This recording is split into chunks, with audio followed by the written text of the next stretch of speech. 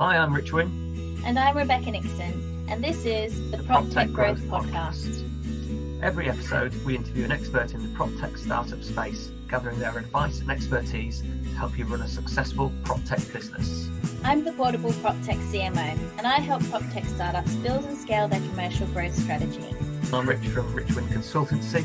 I specialise in operations, sales and process, helping fintechs and PropTech companies to grow.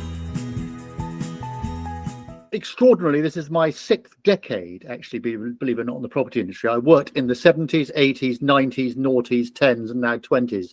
So that's the sixth decade in which I've actually worked. And so I first started an agency in 1979, having been booted out of Bristol University for, not sure that I can say this on camera, but smoking too much dope rather than working. But that was another story entirely. I was doing mechanical engineering. I left, went to London, started working for Chesterton's, which in the old days was a proper old-fashioned partnership. They articled, you went around all the different offices and departments, learning how it all worked. But I very quickly discovered I didn't want to be a surveyor, that I could sell. So I got into the selling side of it. And so I stayed in agency for, well, on what I suppose you might describe as a journeyman path until the mid-90s, when the guys at Douglas and Gordon turned around to me and said, we'd like you to come and work. And I'd always worked in Chelsea, so that's always been where I'd done my work, which is a fantastic place to work. And in those days, it was a fun place to work because people actually lived there. Nowadays, unfortunately, no one actually lives in Chelsea. They own a property and they just go there once every 10 years to check it's still there. It's very dull. But anyway, in those days, it was fantastic and great fun. And in the mid-90s, 1995, Michael Hodgson, wonderful man who was chairman of Viewber, came to me and said, we'd like you to come and run our Chelsea office. And I discovered that I was much better at managing people and motivating people than I was to actually get out and sell. Even though I could sell, I turned out to be a very good sort of motivator and a runner of a team. And I ended up really over the next 25 years running no more than 2 teams in my office. They stayed for a very long time. We had a great team. It was great fun. And during that period, I acquired somehow or other the ability to do a lot of good PR stuff.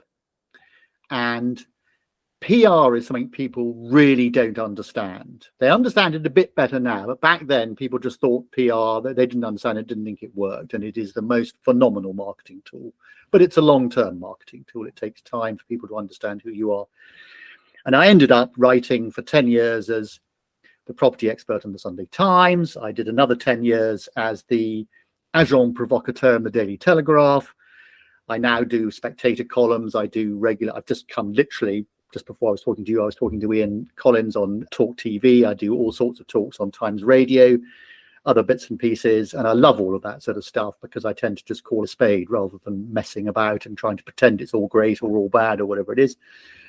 And PR was a gift that came to me. I was very lucky. I was married to someone. I am now married to someone who was very big in PR, who gave me a lot of lessons, particularly in terms of my writing.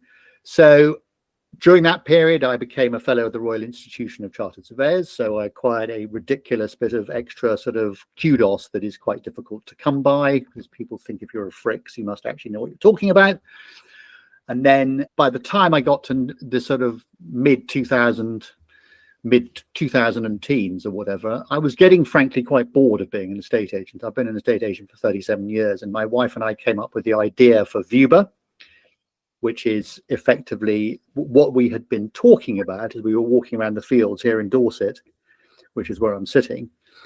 We were trying to work out what sort of thing there was a gap for in the market, the property market. And we realized that certainly for the last 4 years, I was at D&G. I was one of a team running the whole business, and we had a problem with weekend viewings. And I wanted to set something up so that you could almost have freelance weekend viewing staff on tap anywhere in the UK. And I thought of the idea. My wife said, that's a really good idea. We should do something about it.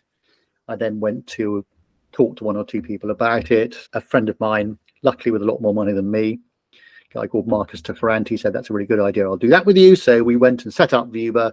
I left Douglas and Gordon to go and start it. And so I've had a hell of a journey now in the PropTech space, talking to all the estate agents, all sorts of estate agents. And now we do property management, housing associations, all sorts of other bits and pieces. So the knowledge I've acquired over the recent, particularly over the last 6 or 7 years, has put me, I think, into a completely different league. A lot of people know estate agency and a lot of people know PropTech, but they really, or that sort of technology side, but they really don't know both sides of it.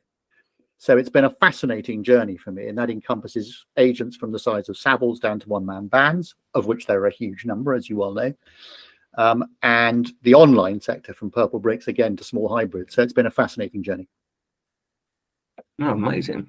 Sounds, yeah, it's really good. I think there's 2 other people that we've had on here who lasted 37 years in a estate agency and then said that's enough. Maybe the 37th year is the killer. That's when you either die or go on to do something else. The trouble is, a lot of people in the estate agency don't have much of a succession planning. It's all very well if you're in a big company and you get a big payout, or you know, you're getting bonuses every year or whatever it is. But if you're running your own business, which 80% of people are, when they come to retire, the only value they tend to have in their business these days, which is a real turnaround from where it used to be in the 70s and 80s, is in their lettings book. So that's all they have to sell, really. And most people don't have a succession plan. They don't have a son or a daughter or whatever who wants to take on the business. Estate agency, frankly, is still at the bottom of the social scale. I still occasionally fib when I go to dinner parties. People say, "What do you do?" I often say I'm a motorbike racer or something else completely different, just to avoid having to say I was an estate agent. It's a difficult business to know what to. In 37 years for most people, they're going to be ready to retire, aren't they? Probably so, or go and do something else. Yeah, that's good. I used to tell girls when I was a lot younger, and they'd say, "What do you do?" I was a lighthouse painter. That's what I used to say. I was like, "There's not many in the UK. The red and white. Oh, it's a difficult job, but I love it." Yeah, they're not going to know where to go to verify that. I know. Would you fall for that, Rebecca? I'd be like, just say you're a professional tennis player like Del Boy did, or some really. Like That's why he's here asking the questions now. Clearly, yeah. It's really something. Or just like in a band. Try it, see what happens. So, Ed, how's everything going at Viewber? Obviously, with any sort of tech, you start at 0, or yourself and the fund or whoever else. How's it going now? We've been very lucky, I think, insofar as we started. Well, we've been lucky and unlucky. We started off at a time when an awful lot of PropTech businesses were just starting. 6 or 7 years ago was peak PropTech starting time. So there were lots of other people starting. It was very interesting. The vast majority of them have gone bust or out of business or aren't around anymore or have consolidated. We've now gone on. We're coming up to 500,000 appointments, viewings we've done. The business makes money. We're stable in terms of cash in the bank. We're a proper SME, not a startup anymore. And we're doing about 15,000 appointments a month, growing at 3 or 4% a month. So it's a very interesting business. What perhaps is also interesting is that I envisaged originally when I started Viewber up that estate agents would go, "Yeah, this is the panacea for all of us. We don't need to employ weekend people anymore. We just use Viewber." Agents, the people who run estate agents are mostly people like me. They're middle-aged men who've done the same thing for years and aren't open to change. So only 10% of what Viewber does now is estate agents. The vast majority of what we do are, as I said, housing associations, property managers, fire door inspections. We do a lot for small hybrid agents. We have completely enabled people who used to sit in estate agency offices and think, "Oh, this place going to be alive for another 20 years. So if I want to go and start up on my own, I'm going to have to go and buy an office and employ people or rent an office." And it was very expensive. Now you can go and sit in your back bedroom and Viewber will go and visit a property before you even want to go and see it with a WhatsApp video call. They'll do a full listing pack. So our local Viewber has the hardware to do a 360 tour and the floor plan, which is all done in 20 minutes and costs nothing. They will do the EPC and everything else. They'll then do all the viewings for you and hold the keys. They'll then meet the person, the tenant or the owner when they want to move into the place. We can do inspections, inventories, everything. We can do everything. So if you're wanting to start up as an agent now, you can just go and sit in your back bedroom and do everything through Viewber. So we've completely enabled a whole generation. And that doesn't even take into account what we do for the auction business, which again is everything. Auction businesses used to have a giveaway half their fee just to get viewings done in Hull if they were based in London. Now for 120 quid, they can get 3 open houses, a floor plan, catalogue photograph just by pushing a button. Needless to say, that's been, all of those areas have been much quicker to take on what we do than the estate agency sector. That's very interesting. I'm working with a number of PropTech startups at the moment who are looking to target agents. And I always warn them, it's a challenge if you can find some other routes to market with your tech solution. And that's not to criticize estate agents. They're really hardworking, busy people. And that's one of the reasons they're very difficult to sell to. So is that the reason you talked about the, for lack of a better term, pale, stale and male kind of demographic issue? But surely there are other reasons, or do you just think it's a generational thing? I think it's a generational thing. Honestly, Rebecca, I think there is a real generational issue with estate agents. There's a whole load of new ones coming through who are running businesses in their sort of 30s, late 20s, early 30s, who are embracing the tech that's out there. And I think a lot of estate agents have been conditioned to look at cost rather than value. They just don't recognize value in things. They just look, with us, with our viewings, they just look at us. People used to look at me and say, 30 quid for a half-hour viewing, forget it. You know, I can employ someone for £10 an hour, not realizing that £10 an hour person probably takes management. They leave every sort of 2 or 3 months. They don't turn up. There's no reliability. In 40 quid for an hour with us, you can get 8 people through a property if you do an open house and think differently, and you just use it when you need it. You haven't got to employ someone. There's no management time involved in it. So people don't look at that side of it. But your question, marketing to agents is incredibly difficult because they're just diversified. They're all over the place. You can advertise in the trade newspapers or the Negotiator, Property Industry Eye, Estate Agent Today, all those sort of things. But you still be lucky if you get 2 or 3,000 people reading, going on those websites, and there are tens of thousands of agents out there. So it's a very difficult market to get to, as you say, if you can find another route to market. The other thing is that there aren't really any of these CRM systems. Most of the CRM systems out there, to be blunt, are pretty useless. They're legacy systems. They don't work terribly well. They were designed to match buyers to sellers. It's no coincidence that Foxtons did so well back in the sort of late 80s, early 90s, because they employed people to market to their database. I always used to say to someone, if ever you dealt with Foxtons, go and buy a pay-as-you-go mobile phone, do the deal on the pay-as-you-go mobile phone, and then chuck it in the bin. Because otherwise, every 6 months for the rest of your life, someone from Foxtons will bring you up and saying, "Are you about to move? Do you want to rent something? What are you doing?" And that's brilliant. Agents tend not to think like that and don't capitalize or leverage those opportunities. Yeah, I like it. It's a really good concept, and it's one of those things that maybe wasn't seen as a problem, but actually is a massive problem, especially on the estate agency side. Again, I've worked with clients and trying to get into that estate agency, even though they've got like really good tech, like Property Deals Insight, got great tech, and it would help them so much to do that. But then the generational thing, sorry to interrupt you, Rich, but the generational thing that Rebecca was just referring to is incredibly important, because back in the day, 70s and 80s, estate agents held the power. If you wanted to see a property, they had the stock, and you would take an afternoon off work to go and look at them.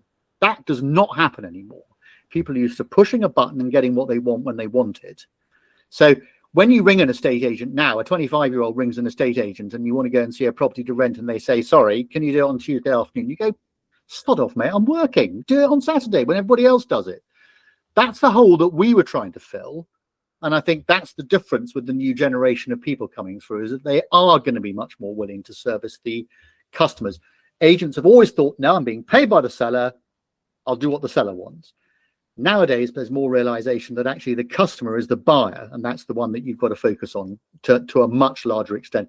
Viewber certainly helps you do that, but it's been a slow journey on the estate agencies, right? Next 10 years, are estate agents defunct? Are they going to either have to massively change, or are they going to... When I started up Viewber, there was one of our bigger investors, and they're all individuals, apart from one big company who invested, who I know the CEO of very well. I won't say who it is, but our biggest sort of personal investor, besides myself and Marcus, who set it up, turned around to me, and I went to him. He was a hedge fund manager or hedge fund owner, and he sat down, he listened to my pitch, And I know him fairly well. And he said, halfway through the pitch, he said, hang on, wait there. He leant back, he opened his door, and he shouted to about 2 or 3 of his partners, just come in here, come and listen to this. And they all sat around, and he said, just tell them what you just told me. So I went through my pitch again, and he looked at them all. He said, why should estate agents exist in 10 years' time with this? And then he handed me a check for just under £1 million.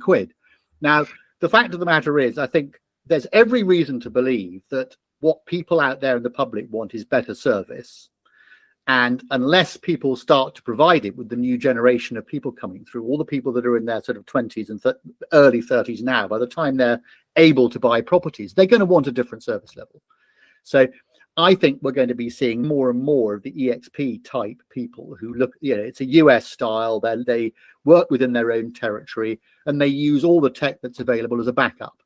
Now, clearly, an awful lot of people who are established estate agents are going, what a load of rubbish, it's absolute rot. You will have read the trade press this morning. EXP, of course, Adam's doing all his publicity saying, yeah, we're the fastest growing. And that's a little bit probably over the top.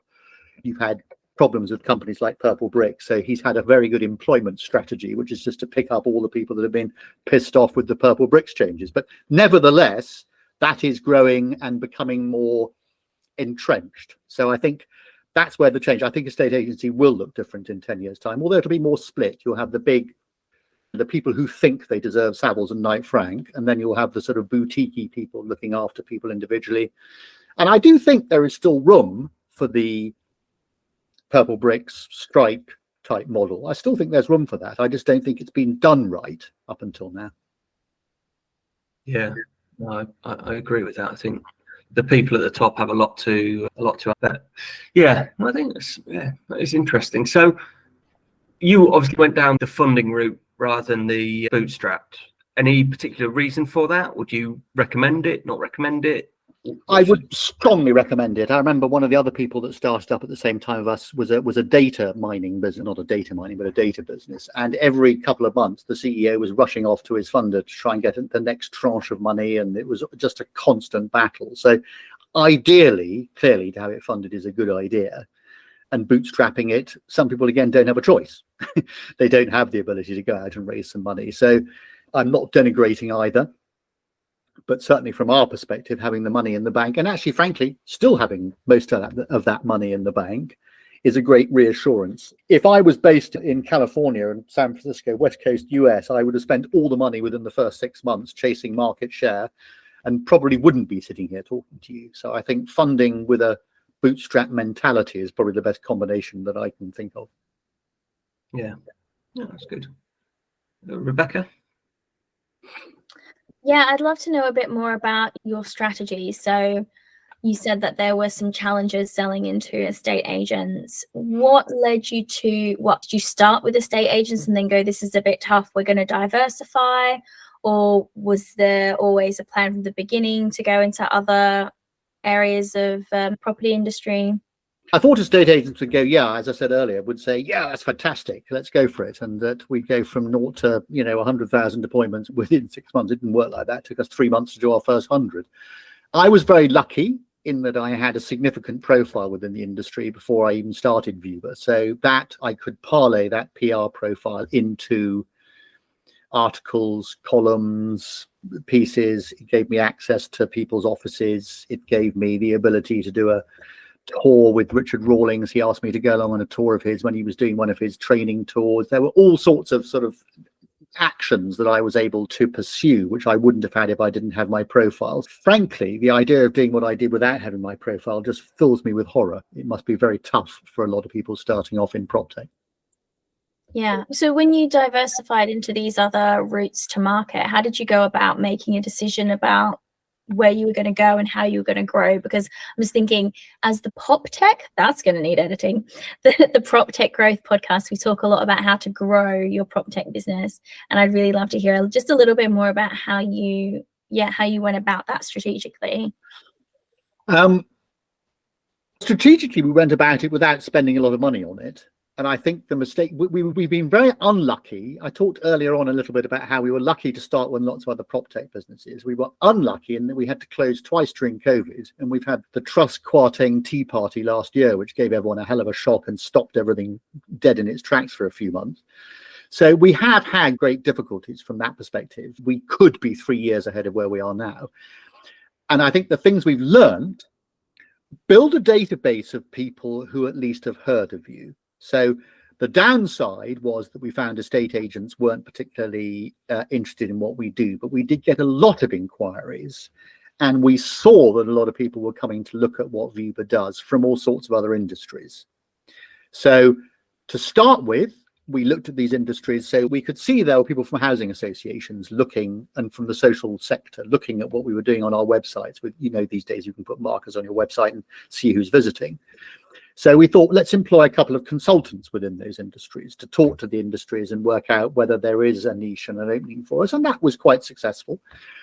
But what we did was we just built up an enormous database. We've got over 10,000 clients now, which gives us a fantastic opportunity on the account management side to go to people who may have heard about us and say, what other departments or sections do you have? Because most businesses these days on the property side will have diversified. They will have had to have done because of the 08-09 crisis, certainly into lettings, probably into some sort of property management.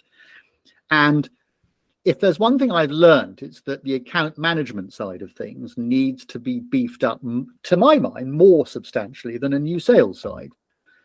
But you've got to find that database of people to be able to attack. We all know that it's 10 times easier to sell to someone who's used you before or has heard of you or as a recommendation than it is to do it cold. And that is the lesson I wish I'd learned 3 or 4 years ago, to actually just concentrate on the database of people who are already using us and trying to get more business out of them than trying to chase new business. It's really interesting. Yeah, internal and external referrals across businesses and departments. Yeah. And people who know who you are engaging with you online and either are And buying. not being afraid to do editorials either. A lot of people, when they're asked to write about their business, make the mistake of thinking they've got to sound like Shakespeare. And actually, when you're writing, this is a lesson I got from my wife very early on. She said, just write as people talk. Often when people write, they write in a completely different way to the way they talk. But if you write the way someone talks, they will engage with you.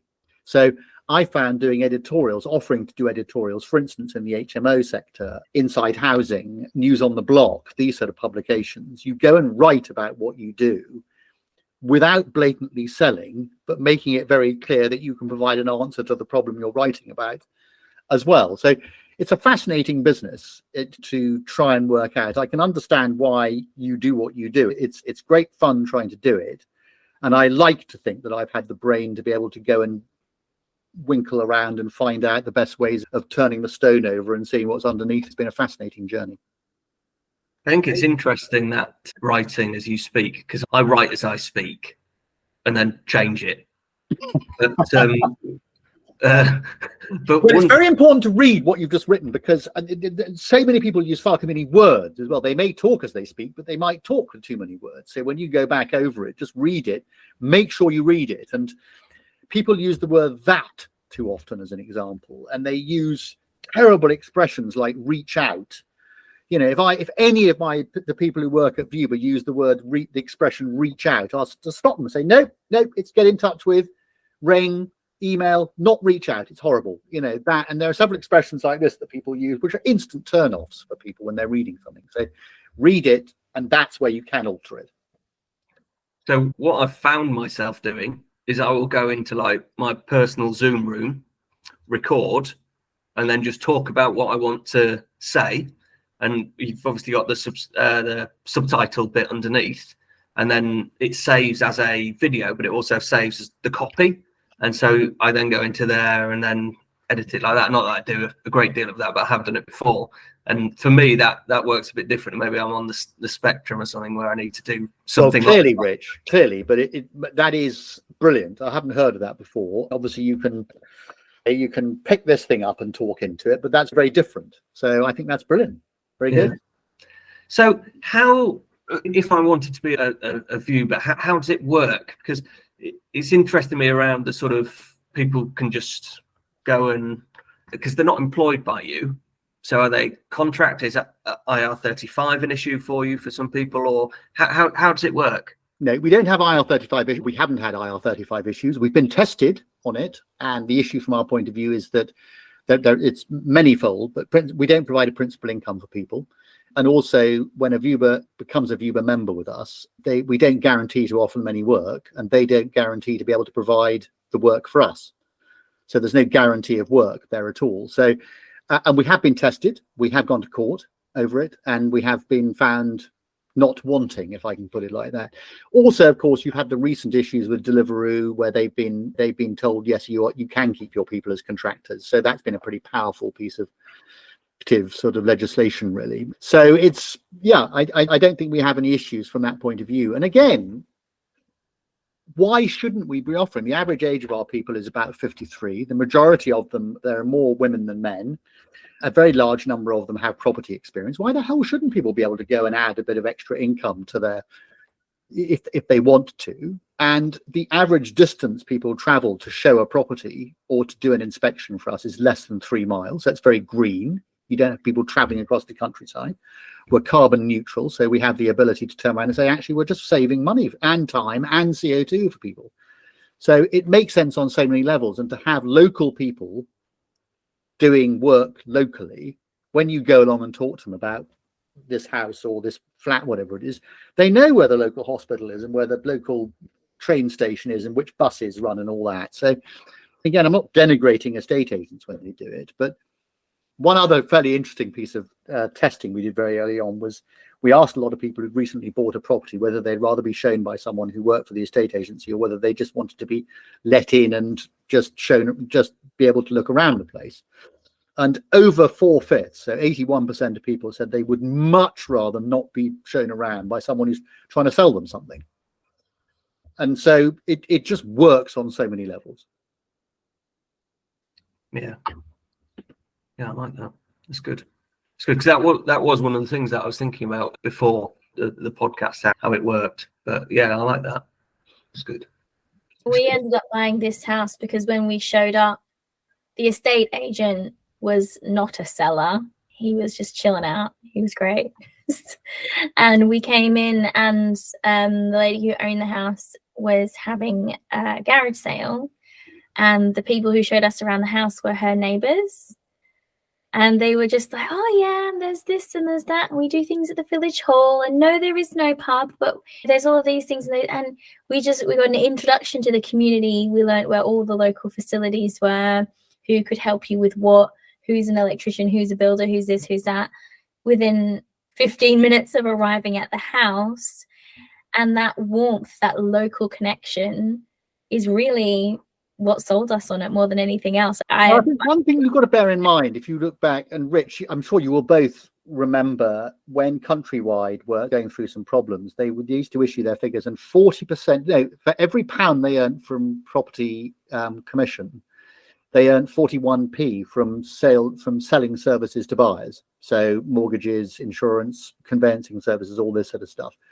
So one of the biggest, or one of the stumbling blocks we found with the corporates really, was that they see meeting the agent there as meeting the buyer there as an opportunity to sell them a whole load of services. Hence why I think we had our comeback. People don't want to be sold that sort of stuff. And my answer to that is, frankly, you should be being sold that stuff as a helpful add-on when you're on the phone before you even go. So the idea that you turn up to look around a house and some young bloke's telling your girl is saying, have you got a mortgage? What is it? What you sod off. I want to look at the house. I don't want to talk to you about that.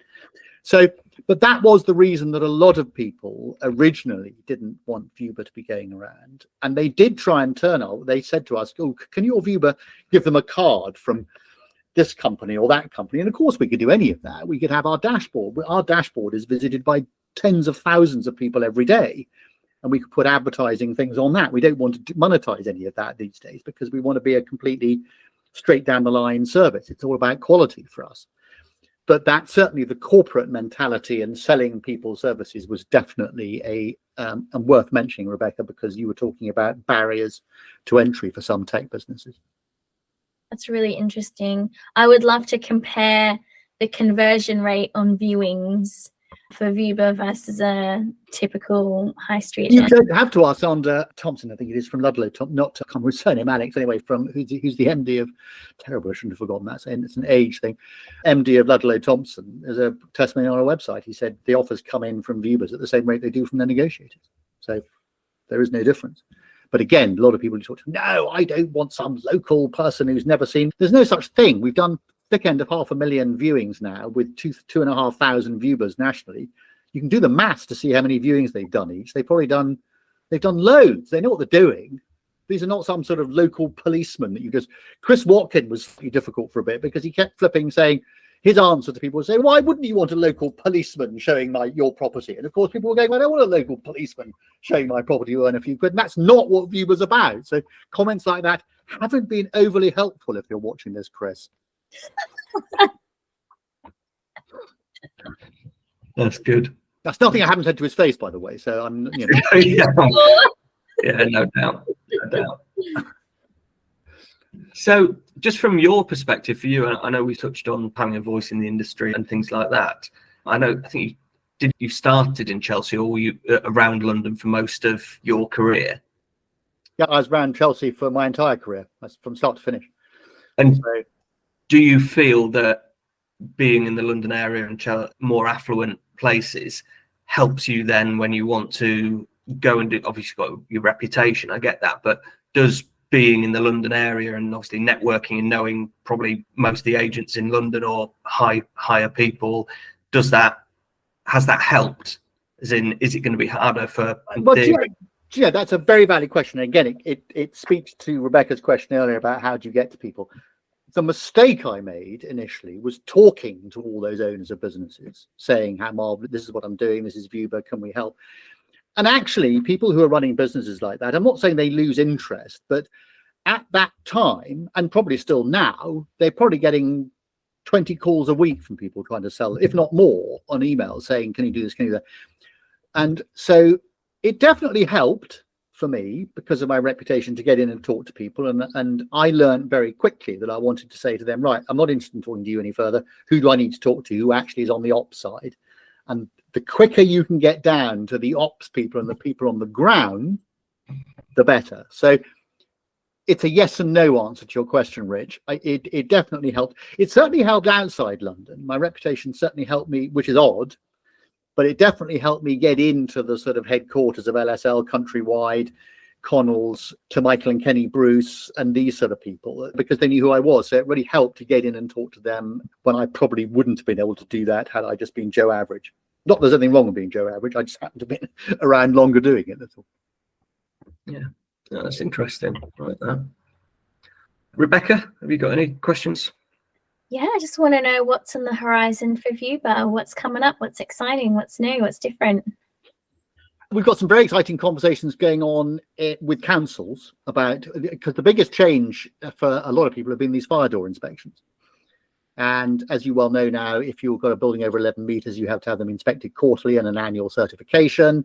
And frankly, I think that'll come in. I think most people who've got ordinary buildings, whether it's an HMO or whatever it is, will need some kind of audit trail to show that they kept an eye on their fire doors. And we have thousands of people locally who can just go in and check doors, take pictures of them. So, and for most people, that's the problem. So that is, we're having some huge conversations with people about doing that.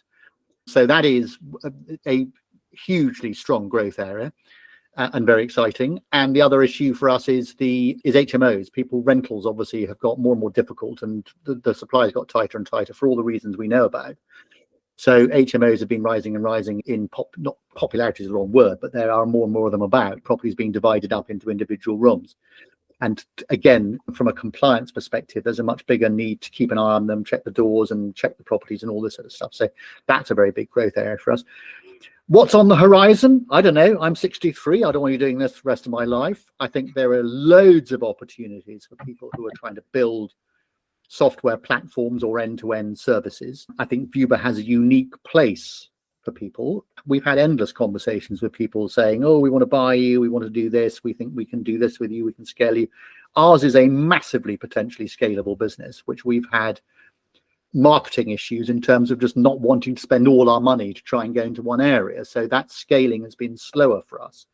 If someone, I think there's definitely opportunities for someone to come along and say to us, okay, here's X, and grow the business at a much faster rate. I think there are opportunities for us, as I think I mentioned, in the auction sector. We do an awful lot in the auction sector, so there are plenty of opportunities for people to further invest in that. So I don't know, but I don't think that I'll be doing what I'm doing now in 2 years' time. I'm too old for that shit.